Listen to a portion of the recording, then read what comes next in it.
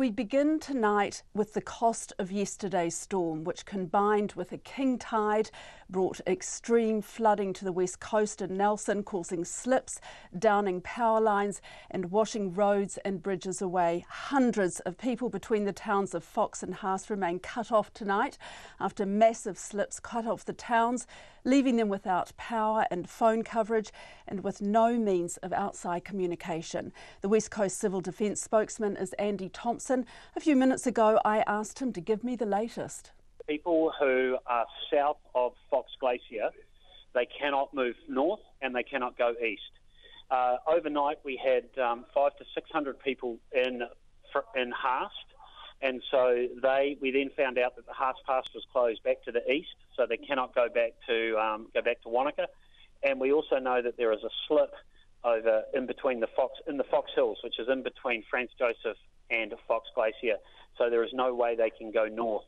So what happened earlier today is some people in Haast decided that they would move north to Fox by thinking maybe later in the day they would be able to get out. Unfortunately, there is no chance of that. That road will not be open tonight. And so the problem with that is Fox Glacier does not have a lot of infrastructure. Currently, it has no power. We're busy trying to get generators in there so that the water will work and the sewage system will work. They're being flown in as we speak, but there is no communications into Fox Glacier either. Unfortunately, the cell phone is down and the landlines are down. We're working with some radios and some satellite phones, but the communication has been almost non-existent. So, yeah, we were a bit frustrated when people left Haast, because Haast is actually quite well set up. It's got its own power scheme, so it's got very good power. Water and sewerage was all working there very well. And so they moved from one area which was not the best. Fox also received 117 stranded tourists who were stranded in their cars overnight. When we cleared the road for them this afternoon, they were also taken back to Fox Glacier, and there was no room. Well, they're there being looked after by a welfare centre, but there's not that area is under pressure. Andy, how many people are in Fox at the moment in this situation? We simply don't know. We don't know how many people are there. We cannot communicate with them. So how quickly can you fix that slip so that people can get out of that area? It's being worked on as quickly as we can. There is West Roads contractors working on it, but they've informed us that it will not be cleared tonight. How bad is it? I'm sorry, I'm just going to ask, how bad is it? Can you explain what it's like there? The slip itself? Yes. The slip is about 60 metres long. It's on a corner, and it's also on a very close to a bridge.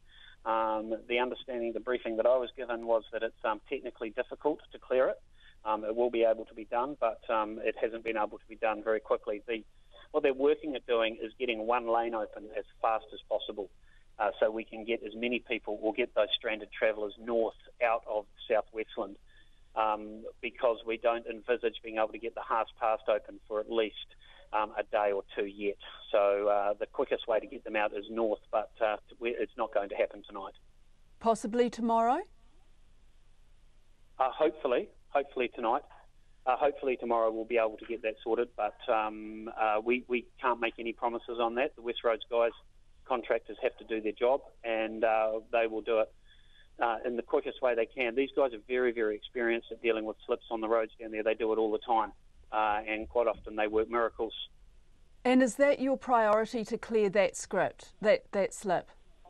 Absolutely, it's our priority to clear that slip. The minute we can clear that slip, we can take the pressure off South Westlands from Haast and Fox Glacier and move everybody forward.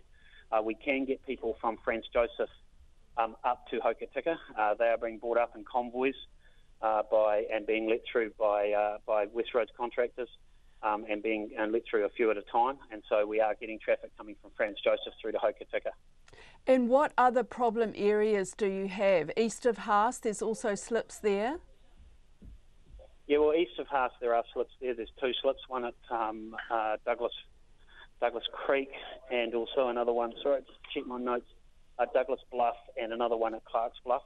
The one at Douglas Bluff is about 100 metres long, and so we're still, they have to get to Clark's Bluff before they can get to Douglas Bluff, so they have to clear both of those slips before they can get the Haast Pass open again. But again, there are road crews working on those as we speak.